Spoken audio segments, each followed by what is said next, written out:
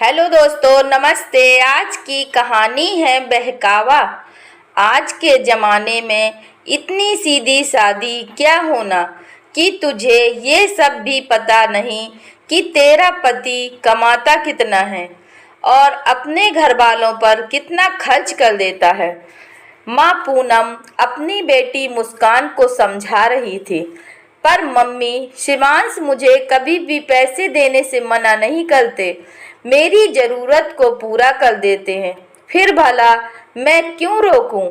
आखिर उनके घर वालों का भी तो उन पर हक है।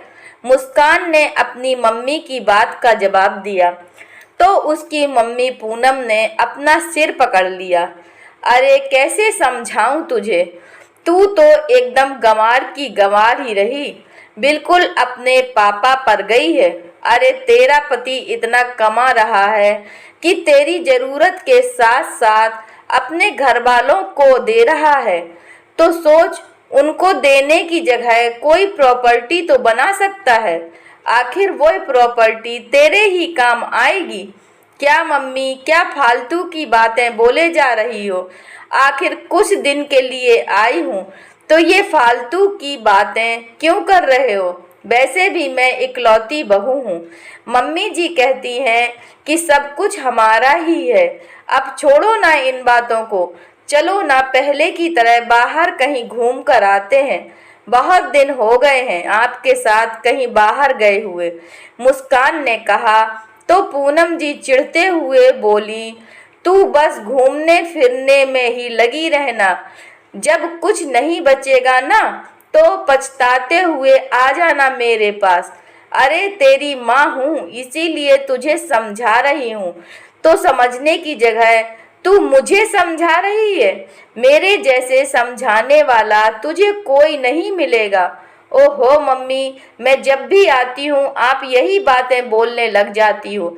मेरी शादी को अभी 6 महीने हुए हैं और यह सब बातें आपसे कई बार सुन चुकी हूँ। मेरे ससुराल में कहीं कोई कमी नहीं है। मेरे पति अच्छा कमाते हैं, मेरी ज़रूरत भी पूरी कर देते हैं, मेरे हाथ में पैसा भी रखते हैं और ससुराल वाले मुझे पूरी इज्जत देते हैं। फिर भी आप उन लोगों के पीछे क्यों पड़ी हो? आपकी बेटी तो खुश है ना? मुस्कान भी तुनकते हुए बोली और वहां से उठकर अपनी दादी के पास पूजा घर में चली गई। यह देखकर पूनम जी ने अपना सिर पकड़ लिया। बस चली गई अपनी दादी के पास, उनकी पूंछ बनी हुई है। अरे इनके भले के लिए कहती हूँ, लेकिन इसे तो कुछ समझ नहीं आता, आखिर है तो इसी खानदान की। पूनम जी को बड़बड़ाते हुए देखकर उनके पति परेश जी बोले, क्यों उसे बेवजह का भड़का रही हो? अरे अच्छी शिक्षा नहीं दे सकती तो बुरी शिक्षा तो मत दो। बेवजह बेटी का घर तोड़ने के तौर तरीके सिखाती रहती हो। तुम तो ना ही बोलो तो अच्छा है। तुमने और तुम्हारी माँ ने तो मुझे हमेशा दबा कर रखा है, पर मैं नहीं चाहती कि मेरी बेटी भी अपने ससुराल में यूं दबकर रहे। पूनम जी हाथों को नचाते हुए बोली, पता नहीं क्या दबकर रहती हो, सारी तनख्वाह तुम्हारे हाथ में ला कर रखता हूँ, सारा हिसाब किताब भी तुम्हारे हाथ में है, घर में सबसे ज़्यादा शोर शराबा भी तुम ही करती हो, पर फिर भी पता नहीं किस गलत फहमी में रहती हो। परेश जी ने धीरे से कहा, जानते थे कि अगर पूनम ने उन्हें यह सब कहते हुए सुन लिया तो अभी के अभी घर में हंगामा हो जाएगा। पूनम का स्वभाव शुरू से ही ऐसा रहा है। खुद भी कभी अपने ससुराल वालों से उन्होंने बनाकर नहीं रखी। शादी होते ही कुछ दिनों बाद ससुराल वालों से लड़ झगड़ कर अलग हो गई। 1 साल बाद पापा और छोटे भाई की कार एक्सीडेंट में मृत्यु हो जाने के कारण माँ को अपने पास रखना पड़ा, पर वो भी उसे बोझ लगती हैं। परेश जी अपनी सारी कमाई पूनम के हाथ में ही ला कर रखते थे, पर फिर भी उन्हें यह गलतफहमी रहती थी कि चोरी छुपे वह अपनी माँ को कुछ न कुछ दे रहे होंगे और इसके लिए उन्होंने घर का माहौल भी काफी बोझिल कर रखा था। रोज किसी न किसी बात को लेकर घर में हंगामा हो जाता था, जबकि ससुर जी की सरकारी नौकरी करते थे। इसीलिए उनकी मृत्यु के बाद उनकी सास के पास तो पेंशन का सहारा था। मुस्कान ने शुरू से ही घर में ऐसी लड़ाई झगड़ा वाला माहौल देखा था, पर साथ ही यह भी देखा था कि दादी ज्यादा कुछ कहती नहीं थी। जितना उनसे बन पड़ता था वह उतना काम करती थी और शांति पूर्वक अपनी पूजा पाठ में मगन रहती थी। वह हमेशा मुस्कान को अच्छी अच्छी बातें सिखाया करती थी और मुस्कान को बहुत प्यार करती थी। इसीलिए मुस्कान को अपनी दादी का साथ ज़्यादा अच्छा लगता था और वो अक्सर अपनी दादी के पास ही रहती थी। इसीलिए पूनम को लगता था कि मुस्कान अपनी दादी के पीछे लगी रहती है। दादी मुस्कान को उसके खिलाफ भड़का रही हैं, जबकि दादी तो उसे बहुत अच्छी अच्छी बातें सिखाती थी।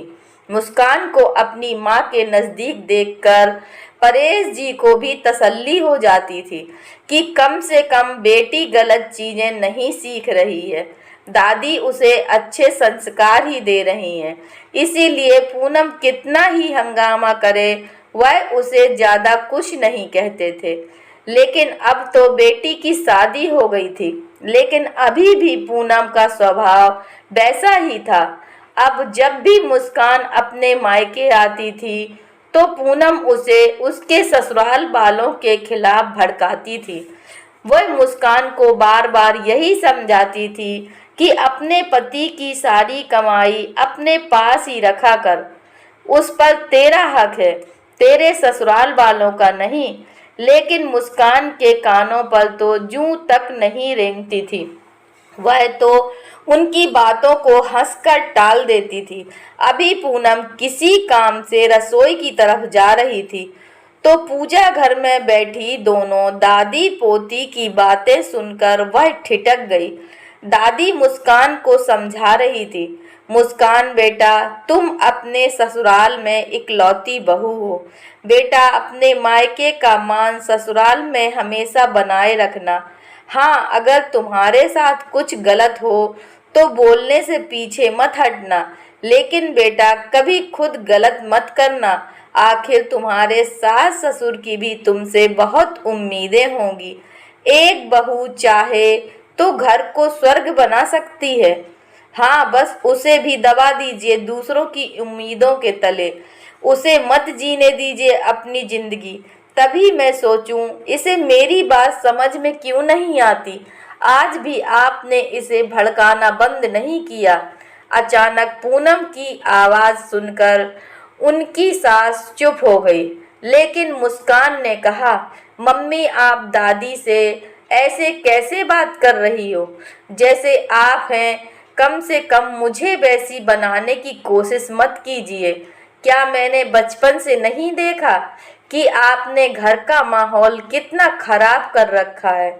उसे इस तरह बोलते देखकर पूनम अपनी सास से बोली, देखा कितना भड़का दिया है आपने इसे। अपनी माँ पर कैसे कैसे इल्जाम लगा रही है ये। यही सब सिखाती हैं आप इसे।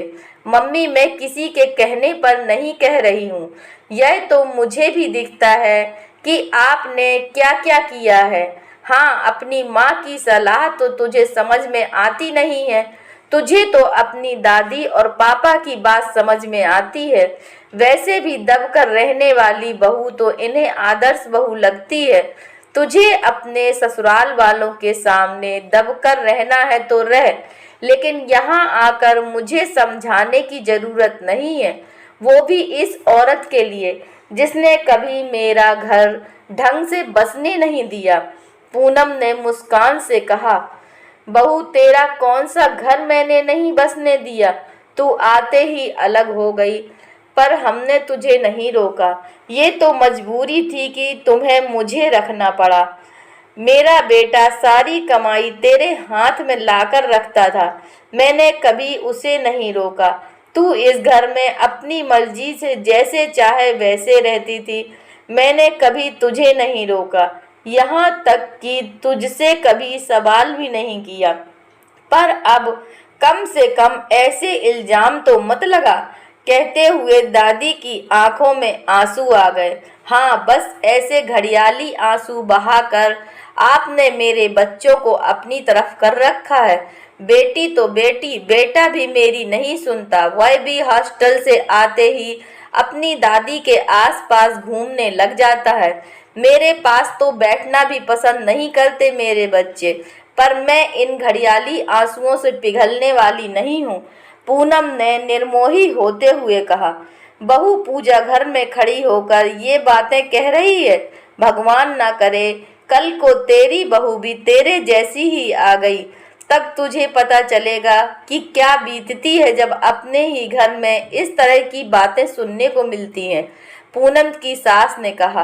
पूनम कुछ बोलने को हुई तो मुस्कान बीच में बोल पड़ी। मम्मी, आपको दादी से लड़ने की जरूरत नहीं है, और रही बात मेरी, तो आपको मेरे मैटर में अब ज़्यादा बोलने की ज़रूरत नहीं है।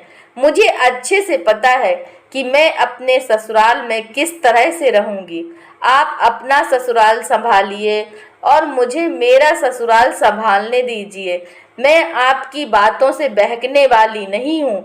मुस्कान ने दो टूक जवाब देकर अपनी माँ को चुप करवा दिया। पूनम को मुस्कान से इस जवाब की उम्मीद नहीं थी।